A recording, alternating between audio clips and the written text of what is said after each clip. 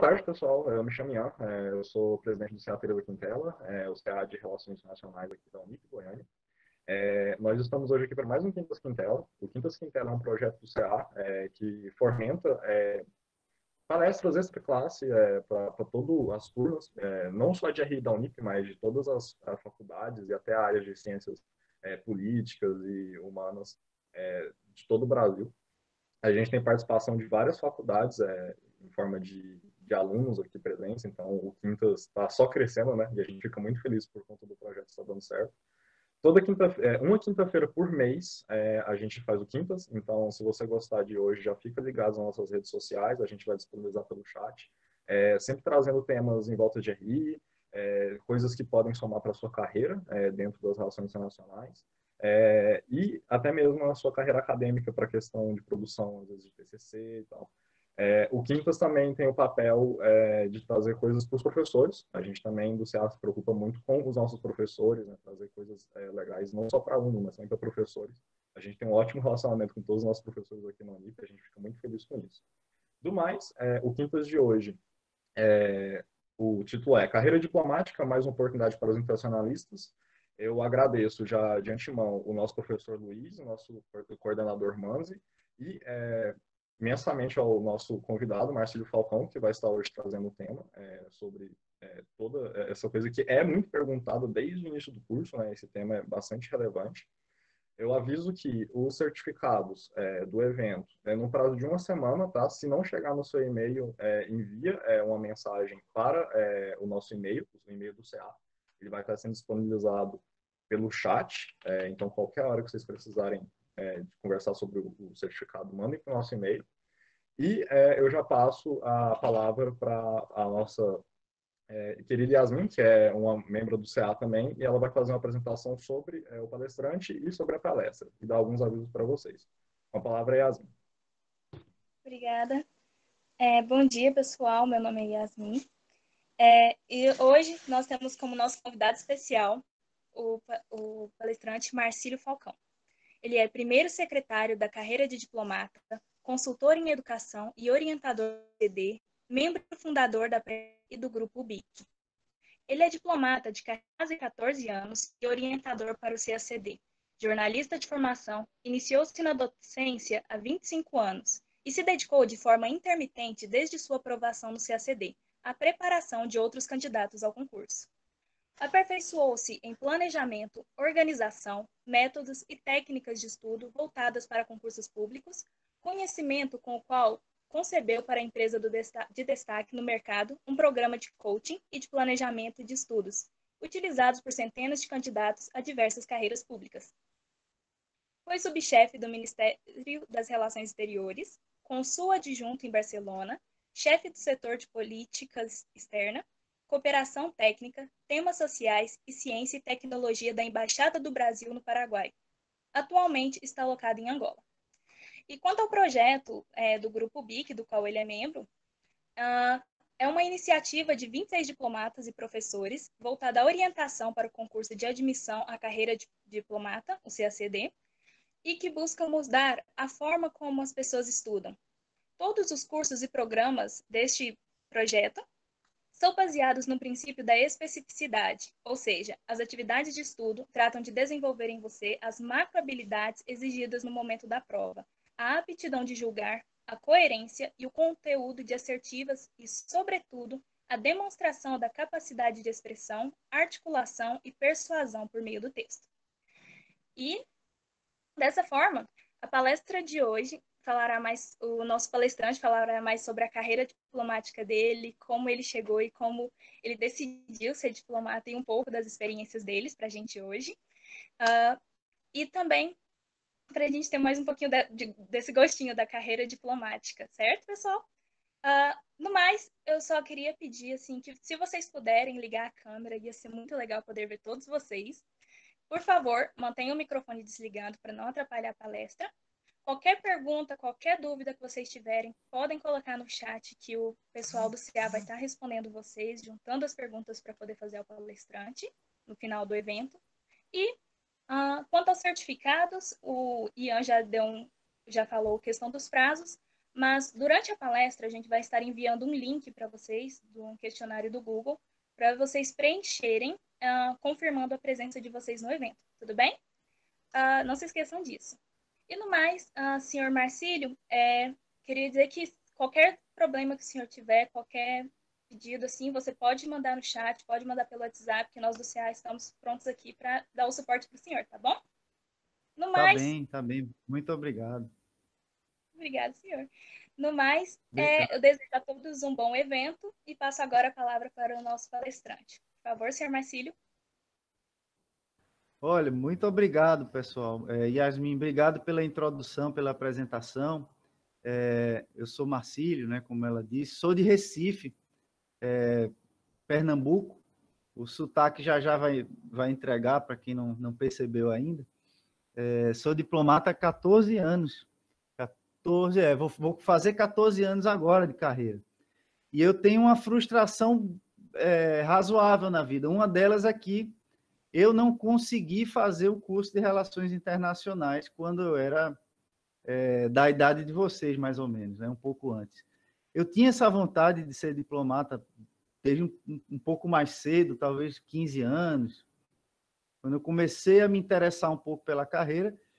E aí, na época do vestibular, não existia ainda em Recife um curso de Relações Internacionais. Se não me engano, ele foi criado um pouco depois que eu comecei a faculdade de jornalismo, né, na Universidade Católica de Pernambuco. E aí, como eu já tinha começado o curso, eu vi que lançaram um curso de Relações Internacionais e eu disse, bom, não faz sentido agora eu sair com 2 anos de faculdade de jornalismo para fazer um outro curso. Só que mesmo assim eu hesitei, porque eu achava, eu tinha falsa sensação, falsa impressão de que para passar no concurso de diplomata era mais fácil, né? Enfim, era até um requisito, mas isso não é verdade, a formação em Direito ou Relações Internacionais, o que não é verdade. O concurso para diplomata ele exige conhecimentos de matérias de uma maneira muito específica. São competências muito específicas que dificilmente a gente pode dizer que uma faculdade, um determinado curso superior resolve, sabe? E aí eu também parti daquele mito que vocês devem ter que responder toda hora, né? Todo mundo deve perguntar, você quer ser diplomata? Você quer ser diplomata? E, na verdade, a diplomacia, eu imagino que ela seja um braço das relações internacionais, e não o contrário, né? Então, na verdade, vocês, imagino que um curso de relações internacionais, ele prepara para muito mais coisa do que só a diplomacia. Ele é muito mais versátil do que só o braço da diplomacia, que é essa atuação pública, não é? Das relações entre pessoas e entre estados, né? Eu faço muito a analogia, eu tento enxergar a diplomacia como uma área de relações públicas entre países, né? A ideia é construir pontes. As empresas têm seus diplomatas também, né? Que são seus executivos que negociam entre empresas, que fazem acordos entre si. Então, a diplomacia é o braço público, a dimensão pública do exercício das relações internacionais. Então, muita gente acha que, inclusive estudantes que estão se preparando para o concurso de diplomata, têm a falsa impressão de que vão entrar para a diplomacia para basicamente serem agentes de transformação do mundo, né? Como um todo, do multilateralismo, de fazer parte do sistema de gestão global, de articulação econômica, enfim. Quem entra para a diplomacia, como diplomata brasileiro, né, pelo concurso público lá do Itamaraty, vai atuar como agente de defesa dos interesses do Brasil diante da comunidade internacional. Então, você não entra para a diplomacia para lutar pela paz mundial, pelo fim da fome, sabe? pela proteção do meio ambiente, dos direitos humanos. Isso é um efeito colateral, né, se é que a gente pode dizer, da atuação diplomática, da representação do diplomata como agente do interesse brasileiro. Você é um empregado do Estado e do governo, isso é importante ressaltar. Então, muitas vezes, a posição oficial do Brasil em várias matérias, direitos humanos, desarmamento, em relação a vários temas globais, essa posição, muitas vezes, ela não se encaixa com aquilo que é predominante em órgãos multilaterais, né, como a ONU, OEA e outros mais. Então, você é um agente de defesa, de representação da posição do Brasil. Então, isso é muito importante que fique registrado, e eu sempre falo isso para quem está se preparando para o concurso também. Então, fazendo esse breve parêntese aqui, eu imagino que muita gente, né, que começa o curso de Relações Internacionais tem realmente interesse na diplomacia, mas muitas vezes não sabe nem o que é direito. E isso é normal, por quê? Muita gente que já estuda para o concurso também não sabe. E vou dizer além, muita gente que passa na prova vai descobrir o que é ser diplomata só depois que passa. Por quê? É uma carreira um pouco ingrata, uma profissão um pouco ingrata, porque a sociedade conhece muito pouco do que faz o diplomata. Não sabe muito bem quais são nossas funções, não sabe como funciona o ministério, o que é que o ministério faz de fato, para que serve o diplomata, onde é que a gente dorme, o que é que a gente come, parece aquela coisa de Globo Repórter, né? Ninguém sabe muito bem, tem gente que acha que a gente vai todo dia para coquetel, para festa e evento, e sabe? E, na verdade, vou confessar aqui para vocês, como somos poucos, né? Eu imagino que isso aí não vai ser gravado e divulgado. Eu estou brincando, isso eu posso falar. A parte mais chata da semana é quando você tem um coquetel daqueles com um monte de gente que você nunca viu e, muitas vezes, para falar de assuntos que você não está com a menor vontade de falar daquilo. Você queria realmente era voltar para casa depois de um longo dia de trabalho. Então, o diplomata, ele é, de certa forma, um burocrata do Estado, mas não um burocrata no sentido de estar mergulhado toda hora em burocracia, por mais que isso seja verdade em algumas situações.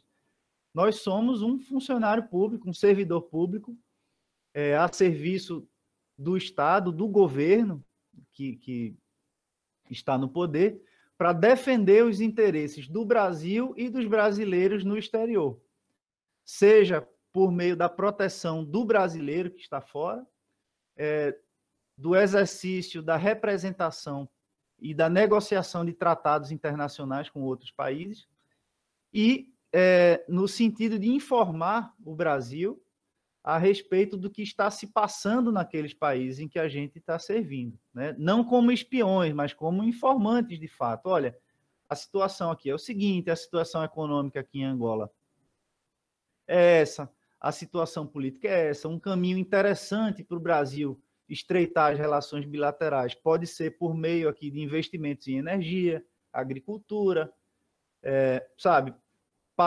Foi aprovada uma nova legislação que incentiva investimentos na área de agricultura. Pode ser interessante para o Brasil convidar empresários a investirem nesse setor, é uma oportunidade interessante. Enfim, identificar possibilidades de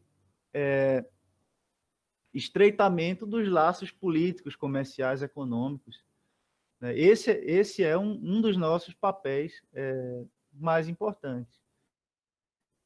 Eu entrei na carreira aos 27 anos, eu tinha sido professor por muito tempo, fui professor por 10 anos e resolvi entrar para a diplomacia. Minha primeira lotação, curiosamente, foi na divisão de pessoal. Quer dizer, eu cuidava dos recursos humanos, da movimentação das pessoas. A gente tem uma estrutura de remoções em que há uma comissão que decide quem vai morar onde, né? Tá, você vai para Paris, você vai para Luanda, você vai, sabe? Então, existe uma comissão que decide para onde mandar cada pessoa. Eu fazia parte dessa comissão, né, logo quando eu terminei o meu curso no Instituto Rio Branco. E aí, meu primeiro posto, depois de ter ficado 3 anos em Brasília, foi o consulado em Barcelona. Eu fui cônsul adjunto em Barcelona por 4 anos e depois fui para a embaixada no Paraguai, em Assunção, morei 2 anos e meio. Lá foi onde eu cuidei da área de política externa, de cooperação técnica, temas sociais, ciência e tecnologia. Fiz um monte de coisa na Embaixada do Paraguai. E de lá vim aqui para Luanda, que é meu terceiro posto. Eu não queria vir para cá, confesso. Eu queria ir para qualquer outro lugar, que foi minha quarta opção no mecanismo. Na época, Luanda tinha fama de ser a cidade mais cara do mundo. Quando eu vim para cá em fim de 2017, que saiu o resultado. E aí saiu a oferta de Luanda, eu falei, não quero não, vou voltar para Brasília. A gente não é obrigado a aceitar, isso só uma observação. Então eu falei, não, vou voltar para Brasília, fico um tempo em Brasília, depois eu saio de novo. E aí fui dormir, né? Saí para comemorar, vou voltar para Brasília, Luanda não dá, não tem jeito, não vou para a África, aquela coisa do preconceito, né? Achar que é muita pobreza, que tem violência, que tem assalto, que tem doença, que é perigoso. É tudo isso, tem realmente tudo isso. Só que não é tanto quanto a gente imagina, até porque o Brasil não está fácil, né? A gente sabe que o Brasil não está fácil para ninguém. E dormi com a certeza de que ia voltar para Brasília e acordei com a dúvida de aceitar esse convite para Luanda. Terminei aceitando, vim para cá. Estou muito feliz já há 3 anos e pouco. Claro, tem muitas dificuldades, né, de ser um lugar muito subdesenvolvido. Já levo 3 anos e pouco. Devo ficar 4 aqui. Aqui cuido da área de administração e eu sou chefe do setor consular também, aqui da embaixada. O que eu tentei fazer nos últimos anos, isso foi uma breve introdução para contar um pouco, um movimento recente que houve na internet, entre vários colegas diplomatas, a gente resolveu tomar a iniciativa de apresentar para a sociedade a razão de existir, a razão de ser do nosso ministério, da nossa carreira, da nossa profissão, tentar desmistificar um pouco a carreira diplomática, o trabalho diplomático. E aí começamos esse projeto do Grupo Ubique, faz 1 ano e pouco, né? Nasceu com um blog voltado para a preparação para o concurso, né? A gente começou por aí, esse foi o primeiro gancho. Eu, como trabalhava com preparação para concursos públicos já há vários anos, resolvi começar essa iniciativa. Eu disse, bom, vou convidar alguns colegas diplomatas para a gente começar a falar de preparação também, né? A gente tem uma grande desvantagem. Normalmente, quando alguém estuda para algum concurso público, como juiz, policial federal, normalmente os professores são da carreira. Então, o professor para o concurso de policial federal, ele é um policial federal. O que acontecia muito em diplomacia é que, pelo fato de nós estarmos sempre viajando, sempre fora, a gente não conseguia conciliar uma carreira de professor com a carreira de diplomata. Uma hora você está em Brasília, outra você está em Londres, outra você está... Então, isso meio que permitiu que vários cursinhos preparatórios surgissem na preparação para um concurso de diplomata. Então, você via muitas vezes pessoas que nunca passaram no concurso tentando ensinar alunos a se preparar para aquela prova. E isso me chamou a atenção. Eu disse, espera aí, nós passamos na prova, a gente tem muito que ensinar a contribuir. Não que os professores não tenham, não é isso. Mas a gente tem uma perspectiva útil para quem está se preparando para a prova. Aí a gente começou a escrever um blog chamado Praetéria, que a gente tirou do ar porque a gente está reformulando. E aí eu escrevi um texto na época chamado Guia de Reprovação para o Concurso. Era Depois eu posso até compartilhar o PDF dele para vocês, porque o blog a gente tirou do ar um pouco. Eu fiz um texto falando de vários erros que as pessoas cometem na preparação e que muitas vezes as pessoas não se dão conta. Então eu escrevi esse texto como se fosse eu dando uma dica para as pessoas fazerem algumas coisas que não iam ajudar a passar. Vou dar um exemplo. A prova de inglês e francês e espanhol são as matérias, as línguas cobradas, elas não exigem que você tenha fluência oral no idioma. Ela só exige que você escreva uma redação, que você escreva uma tradução e um resumo de um texto. E aí eu disse, olha, a grande maioria dos cursos dá aulas de inglês em inglês. Mas eu falei, peraí, ninguém precisa treinar a audição para se preparar para a prova. O que você precisa treinar são as habilidades que são cobradas na prova. Então, eu usei vários exemplos dessa maneira. Então, uma aula dada em inglês para um concurso que não cobra a oralidade, ela está criando uma distração na preparação. Sabe? Então, muitas vezes, alguém que não passou pela prova não tem esse discernimento. E aí a gente começou a escrever um monte de texto para o blog, enfim, mais de 15, 20 textos, e surgiu a iniciativa de criar o grupo Ubique, que é a origem da palavra Ubique, é bem interessante. O Barão do Rio Branco, ele sempre marcava os livros dele com uma frase que dizia Ubique Patria Memor, um carimbo, a gente chama ex libris. Ele marcava com Ubique Patria Memor, quer dizer, em todas as partes me lembro da pátria, ou tenho a pátria na memória, né? E aí esse nome me marcou muito, e aí eu adotei o nome pro grupo, né? Grupo Ubique. E aí os diplomatas começaram a se juntar ao grupo. Hoje nós temos acho que quase 30, e temos várias iniciativas, entre elas fazer lives no Instagram, no YouTube, para apresentar perspectivas sobre a carreira diplomática. Um dia desse eu conversei com um colega que trabalha, por exemplo, na área cultural, divulgação cultural do Brasil no exterior. O outro trabalhava na área de ciência e tecnologia. Uma outra colega com quem eu conversei recentemente falou da experiência dela no trabalho com o Mercosul.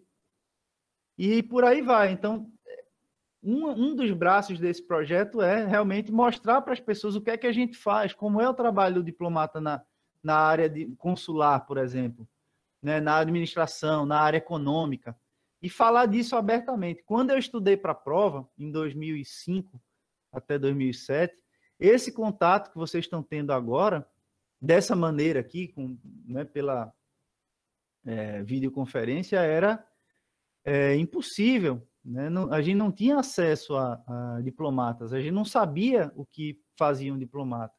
Não tinha oportunidade, por exemplo, de você entrar no Instagram, como é o meu Instagram, eu quase todo dia abro caixinha de perguntas para as pessoas perguntarem o que quiserem. Meu Instagram pessoal é falcão.marcílio, para quem quiser aproveitar e seguir. E quase todo dia eu abro uma caixinha de perguntas e me perguntam absolutamente tudo. Essa semana me perguntaram, vocês usam gravata toda hora ou pode usar também calça jeans com camisa social?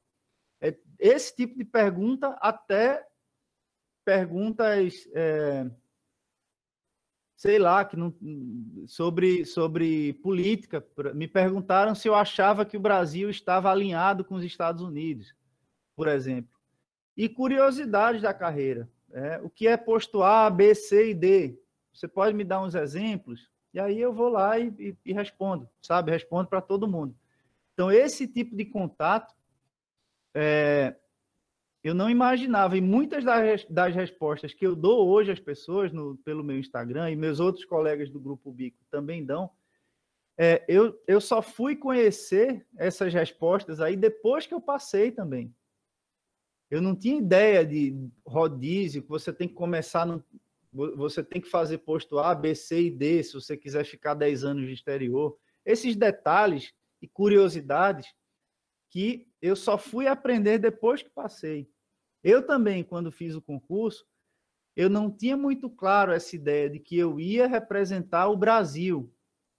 Eu tinha mais ou menos a ideia de que eu ia trabalhar com relações internacionais, sabe? Meio que ONU, aquela coisa, por mais que você trabalhe para o Brasil, mas vamos lá, multilateralismo, e não é bem assim. Você defende a posição do Brasil. Então, a gente, quando passa, toma um choque de realidade.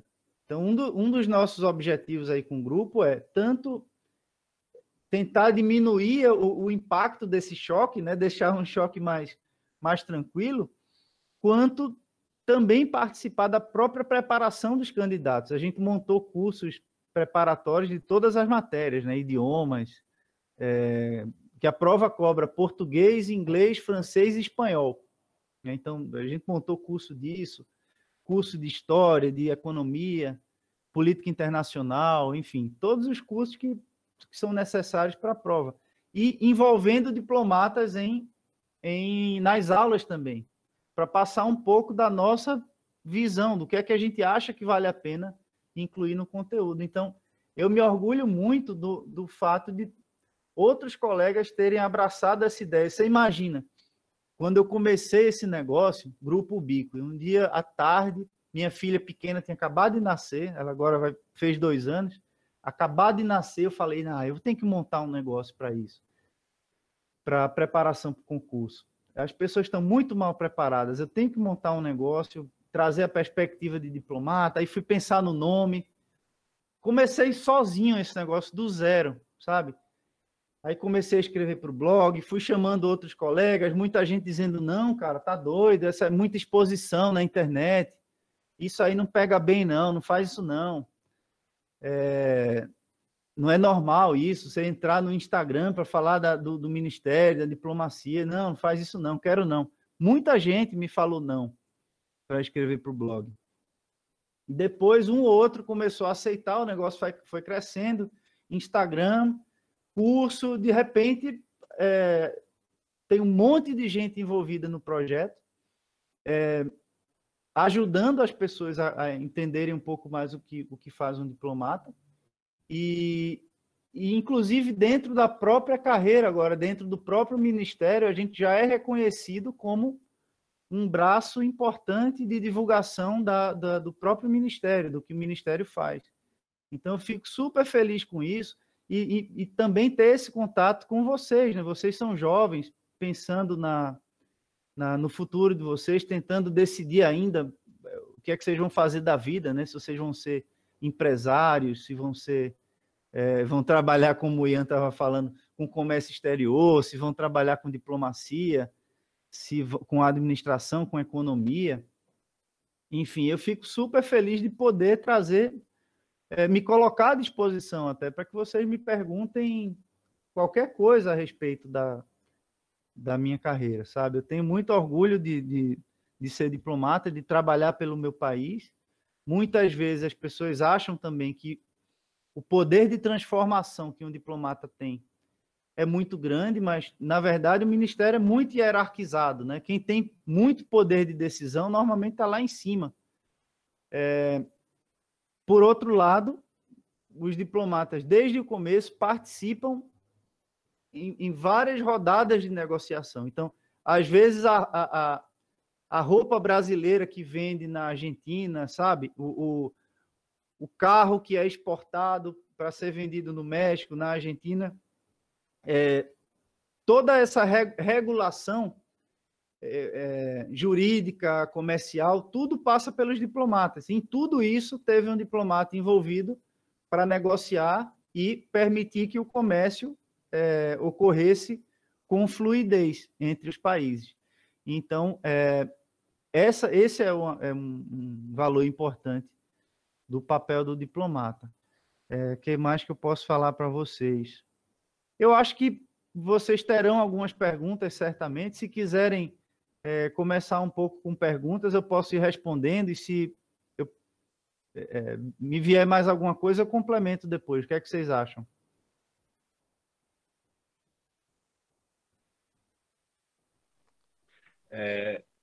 eu colocaria, Yasmin, porque eu acho que o Marcílio, ele fez uma palestra mais livre, né, inclusive, eu acho isso muito legal, né, eu até meio que saiu, porque geralmente a gente pega, Marcílio, e vai selecionando as perguntas, né, para Certo. a gente fazer para você, mas sim, eu acho perfeito fazer isso. Tá. Eu só queria pontuar uma Até coisa para. sobre a palestra. Então, Desculpa, Ian, era só até para saber um pouco mais do que eu falei, o que é que as pessoas preferem em que eu me aprofunde mais. Porque às vezes eu vou entrar num assunto que para vocês pode não ser muito interessante. Sabe? Talvez vocês me dissessem, olha, segue por tal caminho, que aí eu posso explorar melhor uma área ou outra, mais ou menos do que eu falei, sabe? Se é mais interessante eu falar da atuação do diplomata, da preparação para o concurso, então eu fico meio disponível para isso. Acho que pode fazer sentido. não, perfeito, perfeito. Yasmin, Yasmin e Lara, né? Vocês que estão cuidando mais da questão das perguntas, principalmente a Lara. Eu deixo com vocês, então. Eu só interferi aqui para poder, né, explicar isso. E eu só queria pontuar uma última coisa antes de passar a palavra para vocês. Eu só queria pontuar que é muito inspiradora. É muito inspirador tudo isso que você falou. Sabe? Eu acho que eu mesmo já estou tendo uma olhada aqui na questão do grupo Geek e tal, porque quando tem uma pessoa igual você que vem assim, conversa com a gente sente que esse sonho, que para muita gente é impossível, se torna mais apalpável, né? Você fica assim, nossa, então é uma coisa que é possível, né? Às vezes a gente fica com essa ideia de que seguir a carreira diplomática é algo muito, muito para poucas pessoas, né? Então, de antemão, eu já digo isso. Yasmin e Lara, com vocês. Posso fazer só um comentário em cima do que você falou, Ian? É o seguinte, eu sou o maior defensor de que é perfeitamente possível passar nessa carreira, né, nesse concurso, com muita força de vontade.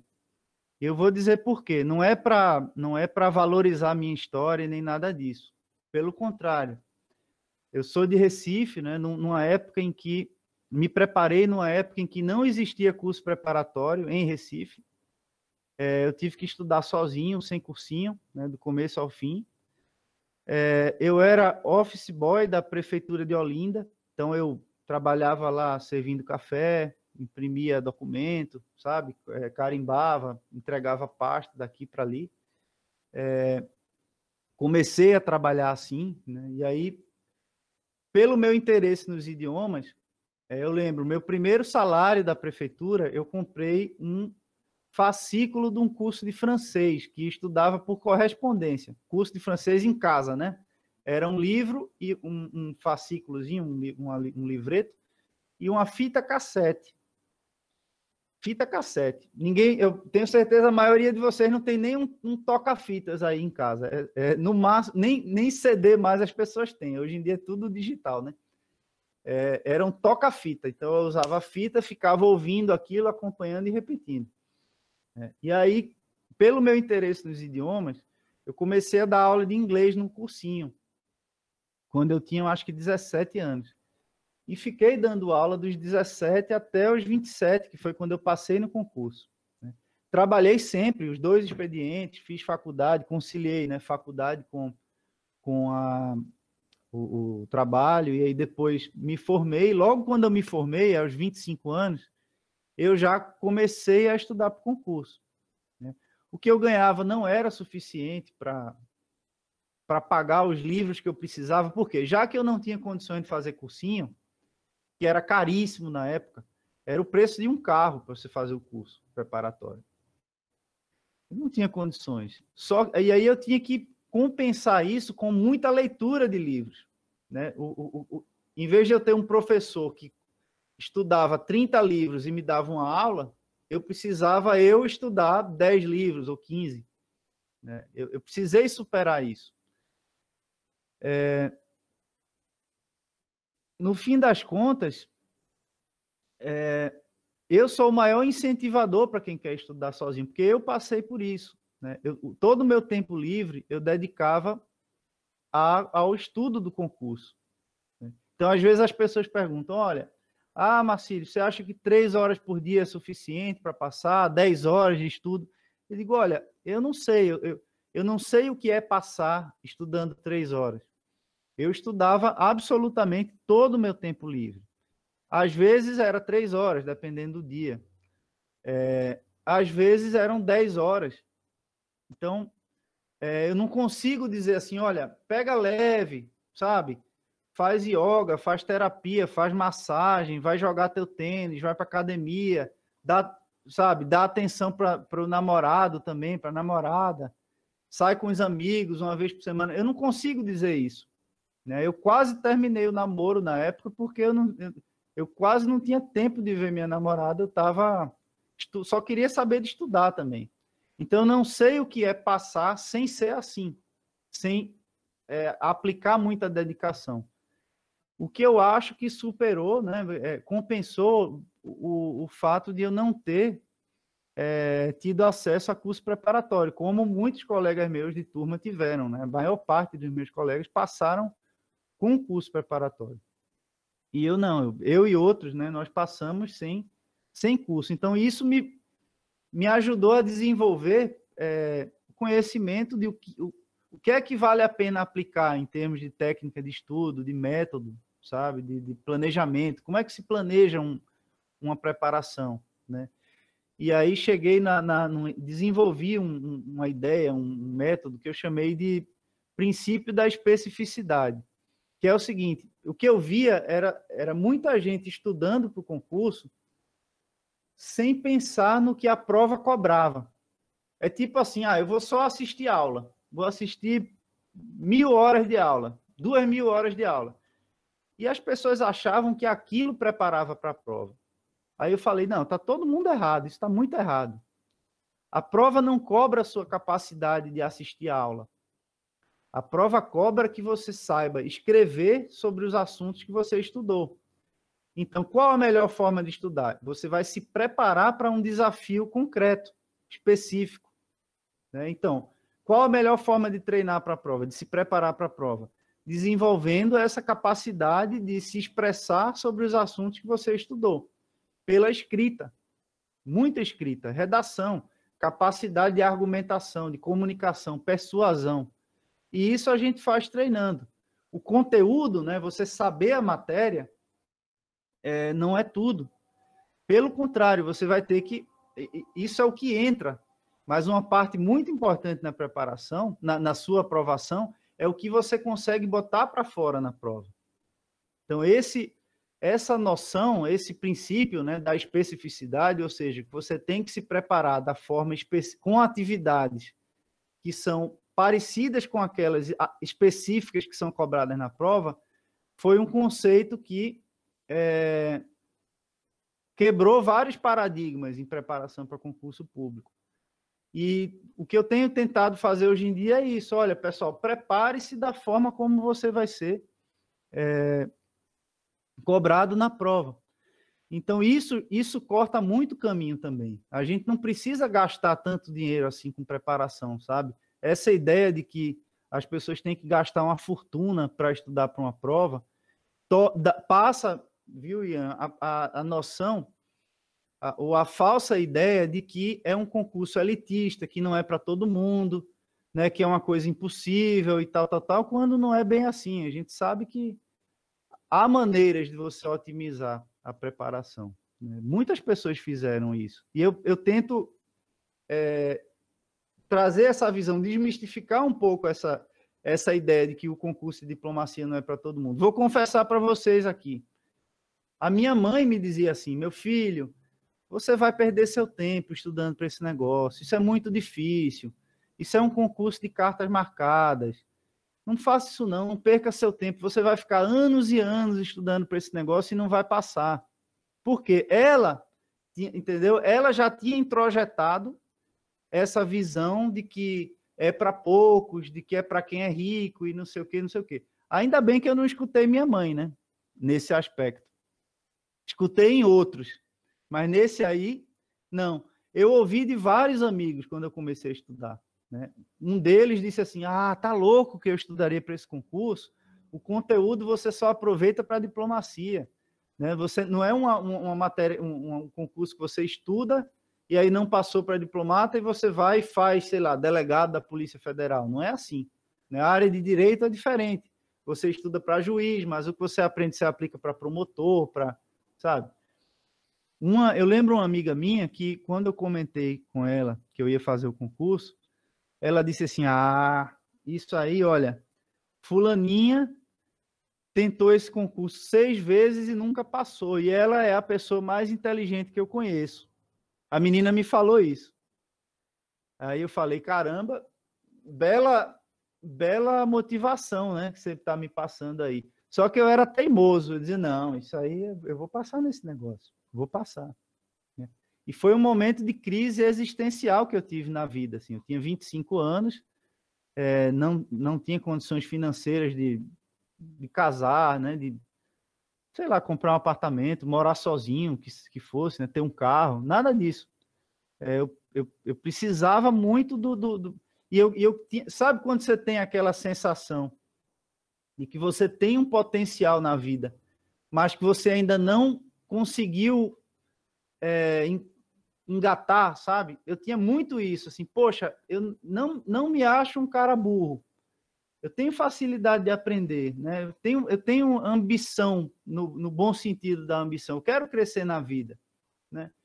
E eu não vou poder dar aula de inglês para o resto da vida.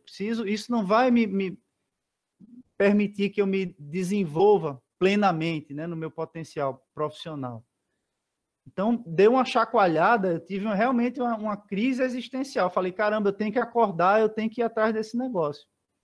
E aí foi quando eu tomei a decisão de estudar para o concurso, que foi a melhor decisão que eu tomei na vida, no aspecto profissional, né? E aí, se eu imaginasse que naquela época, que, sei lá, 15 anos depois, eu estaria aqui conversando com pessoas que estão quase na mesma situação que eu estava naquele momento, né? Começando sua vida profissional, né? Se eu pudesse mandar uma mensagem para mim de volta no tempo, olha, daqui a 16 anos você vai estar aí com o pessoal falando da sua experiência, né? É realmente muito emocionante, né? Você poder passar por isso. Muito obrigada, senhor Marcílio. Nossa, é realmente muito inspirador. Assim, eu tenho muita pergunta para fazer, mas eu vou deixar isso aí a cargo da Lara. A gente podia te deixar aí falando o tempão, assim, que realmente é muito bom de ouvir, muito, muito bom mesmo.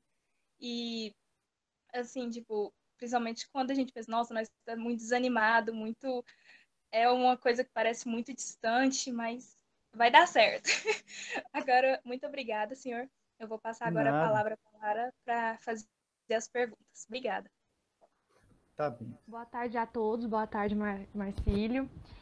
Nós tivemos algumas perguntas, né? E na maioria delas sempre voltada para a sua carreira diplomata, né?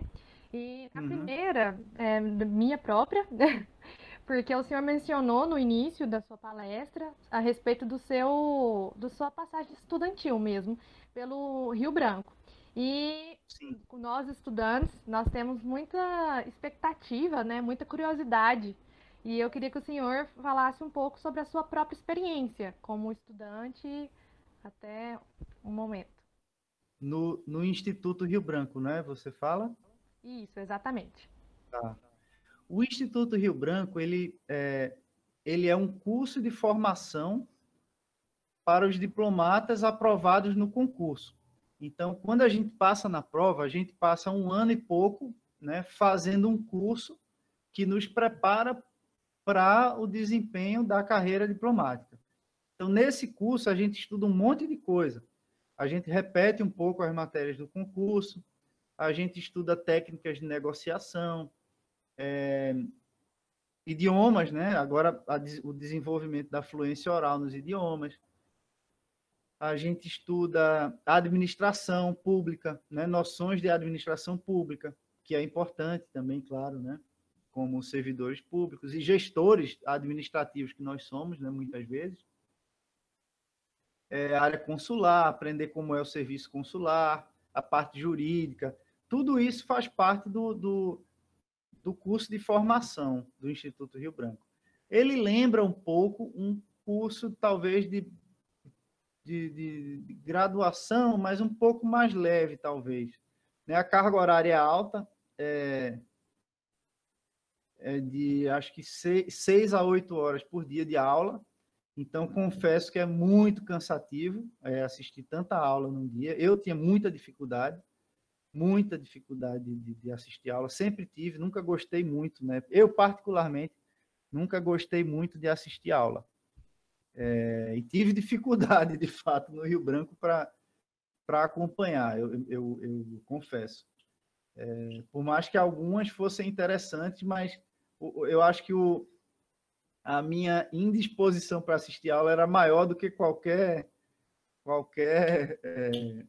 interesse que eu pudesse ter nas aulas. Mas não é assim com todo mundo, esse é o meu caso particular. Fui convidado, inclusive, recentemente pelo Rio Branco para ser professor de lá, né, do Rio Branco, num módulo de negociações regionais e bilaterais. Eu faço parte agora da banca examinadora do curso de aperfeiçoamento de diplomatas. O que é isso? Quando a gente passa na prova, no concurso, a gente faz esse curso de formação e ali no começo da carreira, terceiro secretário, né? Tem esse curso de formação. A gente vai lotado em Brasília e começa a trabalhar em algum lugar em Brasília. Depois de um tempo, você pode sair para o exterior, né? Pegar algum posto. E quando você vira segundo secretário, se exige que você faça um curso que é um pré-requisito para a sua promoção a primeiro secretário. Esse curso é o CAD, Curso de Aperfeiçoamento de Diplomatas. E o diplomata ele volta a ter aula, né, dentro do Rio Branco. É um curso mais curto, de 2 meses, mais ou menos. E aí me chamaram para ser professor desse curso agora. Eu imagino que pelo destaque do Grupo Bico, enfim. E aí fui convidado com grande honra, né, para qualquer diplomata você fazer parte do mecanismo de formação e promoção de outros colegas. E aí acabei o Rio Branco, fui lotado lá na divisão do pessoal, que foi muito bacana, assim. E acho que o resto, a partir daí, eu já contei. Não sei se eu respondi bem sua pergunta, Lara. Não, tá ótimo. Já aproveitando o link que o senhor mencionou, o CAD, né? Vou aproveitar e pegar a pergunta do Ian, do nosso presidente, que ele perguntou o seguinte: se o senhor poderia nos dar uma pequena ideia de como funciona, né, de maneira prática, o preparatório do grupo Ubique para o CAD. Para o concurso, você fala, né? Isso, o exato. CACD? Uhum. Tá. Olha, o nosso curso preparatório, ele tem um monte de iniciativa gratuita também. A gente, se você procurar no YouTube, a nossa última aula aberta foi uma live entre três diplomatas que trabalham com a área internacional, né, de Mercosul e outro, agricultura, sobre os 30 anos do Mercosul. Então, a nossa ideia lá do grupo é produzir conteúdo, né, que diplomatas produzam conteúdo para que as pessoas conheçam a nossa visão sobre os assuntos que são cobrados no concurso, né? O Grupo Bico na verdade, uma rede de projetos voltados para preparação para o concurso e divulgação da carreira, né? Nosso último programa agora foi um grupo de mentoria que a gente soltou, que era o seguinte: eu, Jonatas e o Hugo Lins e o Jonatas Silveira, nós montamos um grupo de alunos que queriam começar a estudar para o concurso. E aí a gente apresentou as nossas perspectivas de aprovação em 16 aulas. Então, esse é um exemplo de programa. Outro é o nosso curso de História do Brasil, por exemplo, para o concurso de diplomata. Então, a gente apresenta as aulas, mas não na maneira como as aulas normalmente eram dadas, mas pensando no princípio da especificidade, como a pessoa vai se preparar para a prova a partir daquela aula, né? No entendimento que só assistir aula não é o mesmo que se preparar para o concurso. Né? Assistir aula é assistir aula. Né? Isso não necessariamente te prepara para uma prova. Então, a gente leva tudo isso em conta quando monta qualquer projeto. O nosso curso de idiomas, por exemplo, as aulas são dadas em português e preparando o aluno para o que a prova cobra de verdade. A gente não ensina a falar inglês, não ensina a falar espanhol nem francês. A gente ensina a fazer uma redação, fazer uma tradução, aprender a gramática, fazer um resumo de um texto, porque é isso que a prova vai cobrar. Né? Então, a gente tem um curso que é bem completo, né, de 8 meses de idiomas. Inclusive, tem muita gente na universidade que já está aproveitando e fazendo nossos cursos, porque faz sentido você se começar, para quem tem certeza, né, que quer seguir a carreira diplomática, pode fazer muito sentido você encaixar durante a faculdade algumas noções básicas do concurso. Não necessariamente entrar naquele modo intensivo, sabe, de estudo, mas se familiarizar com os idiomas, né? Se você não tem noção nenhuma de francês, espanhol e inglês, e sabe que daqui a 3, 4, 5 anos vai querer ser diplomata, às vezes vale a pena você começar já a se envolver com essa temática, né? Ter uma noção de história, ter uma preocupação em escrever bem, porque isso vai ser muito importante no concurso. Certo. Então, basicamente isso, Luiz. Certinho. A próxima pergunta é da Yasmin, do nosso CA também, e ela perguntou o seguinte: como podemos organizar nosso tempo para estudar, visto que muitas pessoas estudam, trabalham e não têm acesso constante com a tecnologia? Qual seria o melhor método de estudo?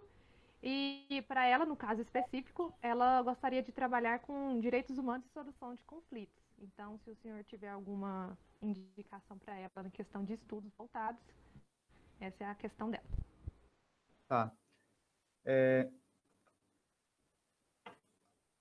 Uma coisa que a gente tem que ter muito clara sempre na vida é a noção do nosso objetivo principal, né? Nossas prioridades. O que acontece muito é que algumas pessoas, é muito mais comum do que a gente imagina. Algumas pessoas querem se preparar para o concurso de diplomata, ao mesmo tempo em que terminam a graduação e já emendam num mestrado, sabe? Carreira acadêmica, mas também estou estudando para diplomacia. E eu vou ser muito sincero, quanto mais atividades a gente encaixa no dia, menor a chance de fazer bem em cada uma delas. Então, acho que o primeiro ponto é, o que é que eu quero da vida? Não, eu quero ser acadêmico. Minha prioridade é ter uma pós-graduação ou ter um mestrado e tal. Beleza. Então, primeiro, poxa, foca nisso.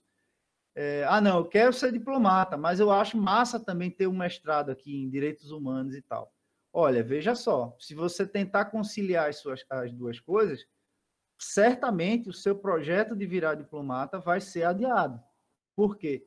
Já é tão complexo quando você dirige, né, canaliza todas as suas energias para esse projeto só de preparação para o concurso, imagina quando você divide isso com outros projetos. Então, o ponto de partida é, o que é que eu posso eliminar da minha rotina que hoje em dia serve como uma distração? O que é que eu tenho né, que está sobrando na minha rotina, que eu posso eliminar? Isso é importante. Muitas vezes a gente perde muito tempo em rede social, mas muito tempo. Eu não posso falar porque eu faço isso. Sabe, eu acho que eu passo muito mais tempo no Instagram do que eu deveria, por mais que eu passe a maior parte do tempo entregando conteúdo do que consumindo, mas eu vejo que tem muito aluno meu que está focado na preparação, mas que passa 2 horas por dia no Instagram, por exemplo. Então, se você tiver um tempinho daqui a pouco, pega o celular e dá uma olhada assim, tempo de uso do Instagram por dia, ou do Facebook. Ninguém usa mais Facebook, né? Hoje em dia. Instagram. Dá uma olhada no teu tempo médio de uso no Instagram. Aí você vai ver, caramba, 3 horas por dia, 2 horas por dia. Imagina isso em um ano. 2 horas em 365 dias, né? Dá quase 800 horas. Imagina o que é que você não consegue fazer com 800 horas, em termos de preparação para qualquer coisa, né? Muito mais do que é suficiente para um mestrado, por exemplo, né? E bem perto do que é razoável para a preparação para a diplomacia. Então, pelo menos para ter uma noção geral, né, dos assuntos. Então, acho que o primeiro ponto é esse, é eliminar aquilo que é inútil, aquilo que está sobrando e que te desvia do caminho, né? Saber o que quer. Esse é o primeiro ponto. Agora, a pergunta era como organizar, como estruturar isso na rotina. Primeiro, que faz sentido. Essa ideia do princípio da especificidade é assim. Eu fui atleta, não comentei isso, né? Eu fui atleta de levantamento de peso. Eu fazia competição, participei de competição de levantamento de peso. E quando eu tinha uma competição, eu planejava a minha preparação de uma maneira que, a partir do momento em que eu começava o ciclo de estudos, até o dia da competição, o ciclo de treino, né? Até o dia do campeonato, eu ia me preparar para que no dia do campeonato eu tivesse na minha melhor forma. Isso quer dizer o quê? O campeonato exigia 3 exercícios. Era um agachamento, um levantamento terra e um supino. Certo? Eram 3 movimentos. Eu tinha que levantar uma vez o supino e aí eles iam ver, 150 quilos. Tá. Aí somava agachamento, 220. Era um agachamento. Aí você somava com os 150. Levantamento terra, sei lá, 260. Aí você somava. O total era o resultado, né, do campeonato. E aí você comparava com pessoas da mesma faixa de peso. Então, se o campeonato exigia supino, agachamento e levantamento terra, não fazia sentido no meu treinamento eu fazer muito, sei lá, leg press, sabe? Exercício para bíceps, porque isso não era cobrado na competição. Quanto mais perto da competição eu estava, mais fazia sentido eu treinar exclusivamente o que seria cobrado na competição. Quando eu estava longe da preparação, fazia sentido eu botar alguns exercícios de desenvolvimento muscular, de flexibilidade, sabe, de fortalecimento de musculatura auxiliar, de hipertrofia, né?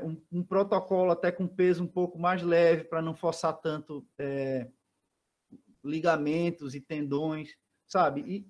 E à medida que eu ia avançando na preparação, eu ia deixando para trás alguns exercícios e incorporando outros. Então, numa preparação para um concurso, isso faz todo sentido. Então, você começou a estudar agora, não faz muito sentido você começar com simulados, por exemplo. Você precisa de uma bagagem, de uma exposição ao conteúdo. Então, faz sentido você absorver conhecimento, né, no começo, enquanto você não tem nada, você é uma mesa limpa, né? Então, você vai botar informação ali. Com o tempo, você vai tratando aquilo, você vai se apropriando da informação, você vai trabalhando a sua capacidade de explicar aquilo que você estudou, você vai incorporando revisões periódicas quando você já vai acumulando muito assunto. Então, as coisas vão... O método de preparação ele vai progredindo ao longo da preparação. Ele não é igual em todo momento. Quando você está ali a 1 mês da prova, não faz sentido você ficar assistindo muita aula, né? Ficar fazendo atividades que não tem muito a ver com o que a prova vai cobrar. Ali é o momento de você fazer simulados, ver o que é que você está errando, treinar a situação de prova, né? Calcular o tempo de resolução das questões, ver se você consegue, em 15 minutos, transpor as respostas para aquela folha de respostas lá do gabarito. Enfim, habilidades mecânicas até. Se você vai ter que ter uma prova discursiva em que você vai passar 4, 5 horas escrevendo, você tem que estar capacitada a escrever por 5 horas. E não deixar para tentar isso a primeira vez quando você chega lá na prova, entendeu? Então, pensando nisso, eu acho que quando você elimina aquilo que é inútil na sua vida, na sua rotina, você consegue ganhar muito tempo para atividades de estudo. Então, muita gente estuda, trabalha enquanto estuda, né, para o concurso, muita gente, e muita gente também é casada, tem filhos e tenta conciliar tudo isso. É aquela história. Tentar fazer tempo, né? E prioridade. Veja bem, você sabe, olha, eu vou estudar para esse concurso por 2, 3 anos. É difícil, tem muita gente querendo. Eu vou entrar numa guerra. Né? É inegável isso aí. Tanto em termos de crescimento pessoal, né? Eu vou ter que ser melhor do que eu sou hoje, também eu vou ter que ser melhor do que os outros, porque também todo mundo quer a mesma coisa. É aquela história dos jogos vorazes, né? Você joga ali 6.000 candidatos para um sair matando o outro com espada, com flecha, com pistola, e 20 vão ficar vivos ali, né, naquele negócio. É isso. Né? Agora, não adianta, o que a gente precisa fazer na preparação e que deixa um pouco mais leve, também não vai ser um passeio, não é um passeio no parque, né, como a gente diz, estudar é legal, mas nem todo dia você acorda disposto a estudar com paciência, com vontade, com saco, né, enfim, às vezes você acorda, a última coisa que você quer ver na sua frente é o livro. Né? E é normal isso acontecer. O que deixa um pouco mais leve essa trajetória, né? Porque é uma caminhada longa, é um processo.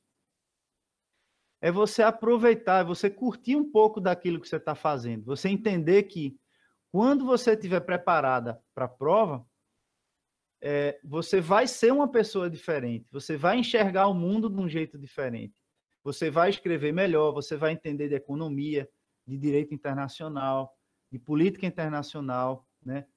Você vai ficar uma pessoa mais chata em alguns aspectos, porque agora tudo que você sai na televisão, não, porque isso aqui, as relações bilaterais estão abaladas, não, então, alinhamento, sabe? Você fica naturalmente mais chato, né? Aparece Coreia do Norte, você quer dar uma aula de Coreia do Norte para sua irmã de 11 anos que está ali do lado. É normal isso aí, a gente fica querendo mostrar. Então, aproveitar um pouco isso, assim, a pessoa, tentar enxergar um pouco a pessoa em quem a gente vai se tornar no futuro, porque a gente aprende muito nesse processo aí, mas muito. A gente enxerga o mundo de um jeito diferente. Né? Enfim, a forma de organizar tudo isso, eu acho que talvez a reflexão mais útil que eu posso deixar, se é que eu posso chamar de dica, né? É cortar o que é inútil. E às vezes até, perdão, desculpa pelas palavras, mas às vezes até os amigos são. Inútil no sentido de que não são prioridades naquele momento. Né? Você não é obrigado a responder todo mundo que te escreve no WhatsApp. Sabe? Às vezes eu converso isso aqui em casa para minha mulher. Não, peraí que estou respondendo aqui que me escreveram. Aí eu digo, peraí, vai ver o filme. Não, mas eu estou terminando de responder aqui todo mundo. Peraí, não, a gente não tem obrigação de responder todo mundo que te escreve, porque dessa forma você delega a outras pessoas as prioridades da sua vida. Então, agarra, como eu falo em inglês, né? Agarra o touro pelos chifres, toma o controle da sua vida e deixa de permitir que outras pessoas determinem suas prioridades, né? Amigos querem sair toda hora, querem ver todo fim de semana, pô, dá uma... Não estou dizendo que é o caso agora de vocês também, vocês têm que curtir a adolescência também, porque isso passa rápido e é o melhor momento da vida. Quando vocês estiverem da minha idade, vocês vão ter muita saudade dessa época aí. Mas eu acho que a responsabilidade também começa muito cedo, e normalmente as pessoas que têm mais responsabilidade mais cedo, elas colhem frutos mais cedo também. Eu vejo muita gente que deixou para se preocupar com o futuro profissional depois dos 25, 28 anos, e aí ficam com aquela sensação de que começaram tarde demais. Então, eu acho que o dia, né, é curto, são 24 horas só, mas eu acho que organizando bem, tem espaço para tudo, né? A gente não precisa jogar 6 horas de videogame também, nem ver 8 horas de Netflix por dia, nem passar 4 horas no Instagram. Se a gente tem essa... Eu não sei se vocês têm, mas eu tinha essa inquietação dentro de mim, sabe? Essa coisa... Cara, você tem que ser alguém na vida. Você tem que, sabe? Você tem que construir seu futuro. Você tem que fazer alguma coisa. Você não pode ficar nisso pro resto da vida, né? Você está aqui, tudo bem, você está na faculdade, mas você tem que ser alguém. Você tem que crescer. Você tem que, sabe? Eu tinha isso muito forte. Nem todo mundo tem. Mas se você tem um pouco disso, eu acho que vale a pena encaixar no seu dia algum esforço de capacitação, né? de construção do seu futuro. Porque a pessoa que você vai ser daqui a 5, 10 anos já começou a ser construída desde que vocês eram pequenos, né? Me perguntaram assim, quanto tempo você estudou para passar no concurso? Eu disse assim, olha, eu comprei o meu primeiro livro para me preparar no dia 17 de setembro de 2005, que foi quando eu completei 25 anos. 26, eu acho. 25, 26, não sei. E aí, isso foi 2005. Eu passei na prova de... Acho que foi aprovado em maio de 2007. Então, foi 1 ano e meio ali de estudo específico. Mas o que eu digo, o cara passou rápido, né? Estudou 1 ano e meio. Não, estudei 1 ano e meio nada.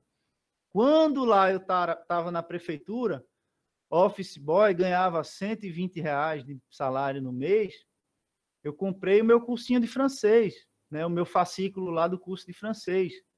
Aí o que é que acontece? Chegou na hora de estudar francês para o concurso, eu falei, opa, não precisa, já venho estudando francês há muito tempo.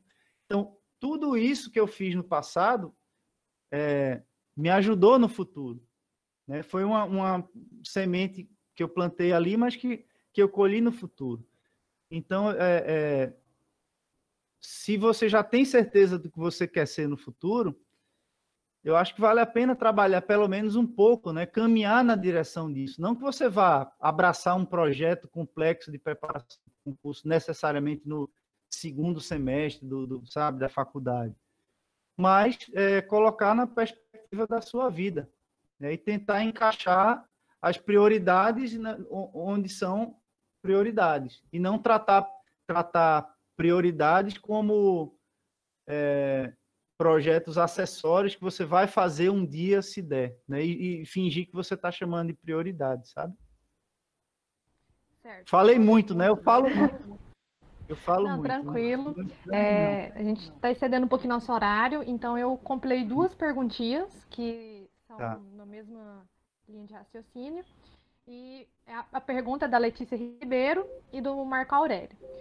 Como funciona o papel de um diplomata em consulados, né, em outros países, e quais foram as suas maiores dificuldades diante da diplomacia? Tá, boa. Vou tentar responder, então, sucintamente, por causa do tempo, né? Olha, consulado eu entendo, tenho bastante experiência na área consular, já trabalhei em 2 consulados, né? Em Barcelona e aqui em Assunção. O consulado ele é uma repartição no exterior que cumpre muitas vezes a função de um cartório.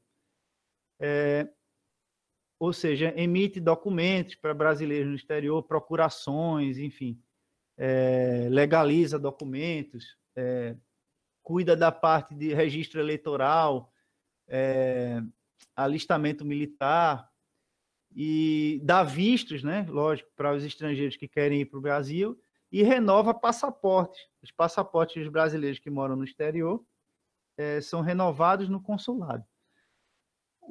Também a gente tem uma área de assistência a brasileiros. Então, os brasileiros que têm dificuldades no exterior, problema de saúde, que são presos, né? Tem muito brasileiro que se envolve com tráfico de drogas, então são presos.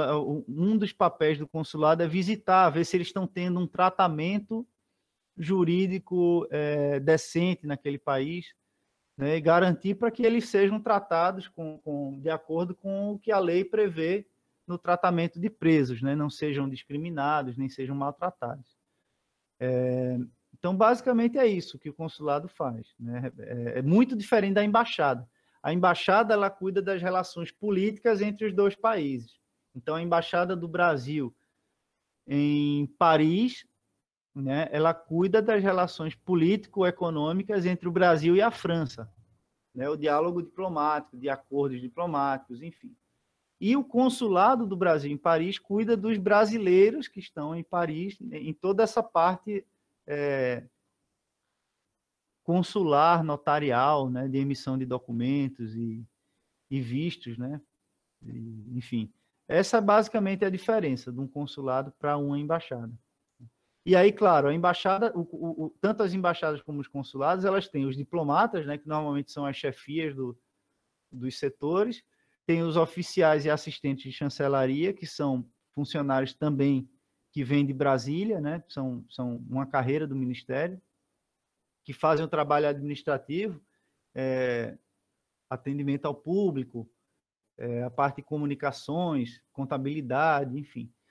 E os contratados locais também, que são pessoas que moram já naquele país, né, não são concursados públicos, não, são funcionários da embaixada, mas que já são daquele país ou são brasileiros que moram naquele país. Tá? Então, essa é mais ou menos a divisão de tarefas num posto, né, numa repartição. E a outra pergunta era sobre meu maior desafio na carreira, né? Olha, interessante. Eu vou dizer uma coisa que não tem a ver com o lado profissional, porque eu confesso que o lado profissional ele é o mais fácil, por incrível que pareça. Por quê? Nós temos estrutura, né, na mudança, nós somos removidos, né, para o exterior, com todas as condições, né, de moradia, de mudança, transporte de mudança, plano de saúde, salário em dólar, que é bem melhor do que o salário no Brasil. Então, nesse aspecto, eu não considero que seja difícil, não mais difícil do que outras profissões, sabe?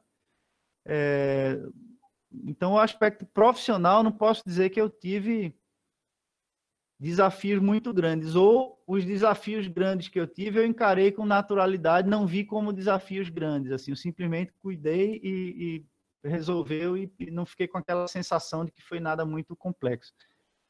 Do ponto de vista profissional, talvez o que me deu mais trabalho foi organizar aquele voo de repatriação de brasileiros que estavam aqui em Angola no momento do começo da pandemia da Covid.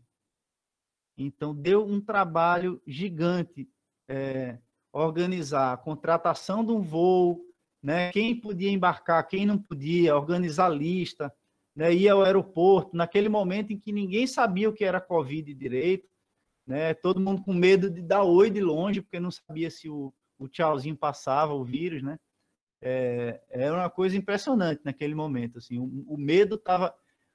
Hoje a gente teve esse número gigantesco de mortes.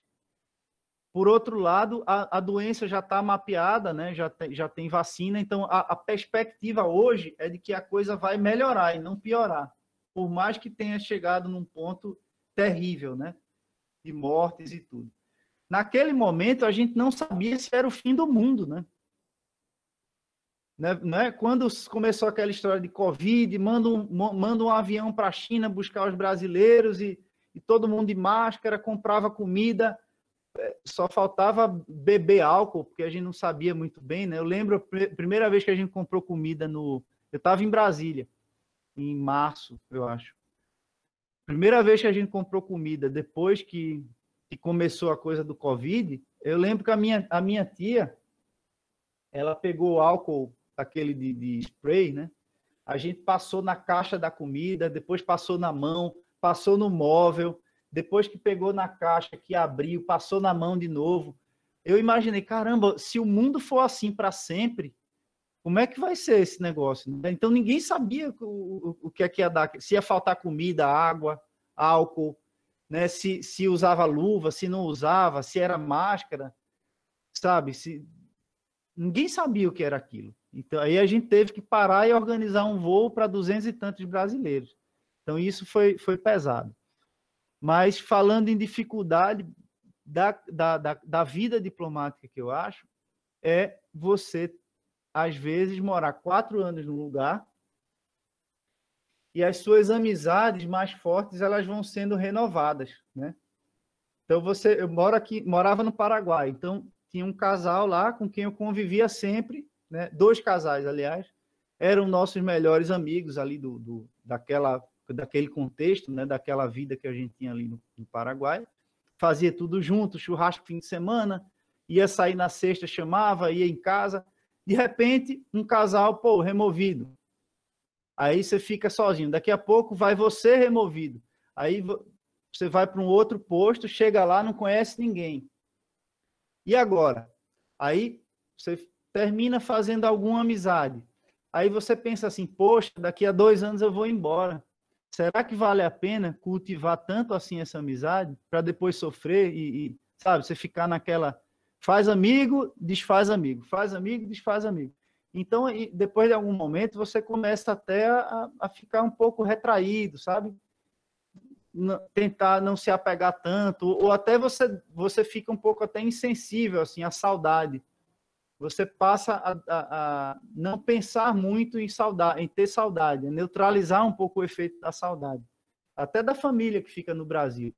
Então, é um esforço interno, né? De não ter saudade da mãe, de não ter saudade da irmã, e viver meio que sua vida longe de todo mundo. Então, isso eu acho que é o maior desafio da carreira mesmo, diplomática. Sim, muito obrigado, Marcílio. Essas foram as perguntas que tivemos. Muito obrigado pelos esclarecimentos que o senhor trouxe, né? A gente no CA fica muito grato. E agora eu vou passar novamente a fala para o Ian, para ele poder encerrar para a gente a nossa palestra.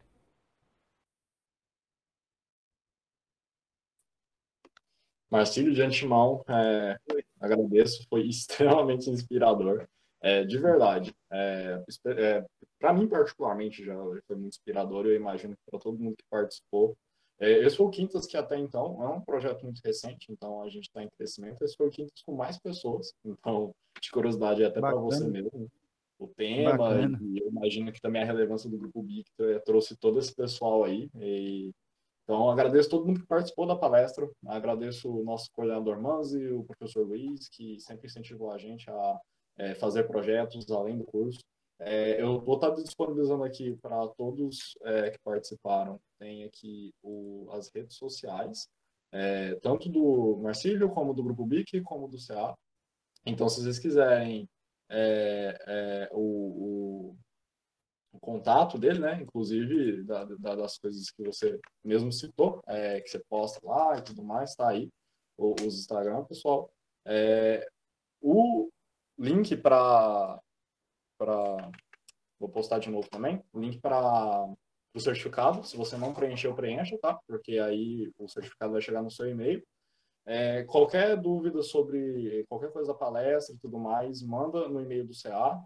Vou estar disponibilizando aqui também, muitos links para vocês aí.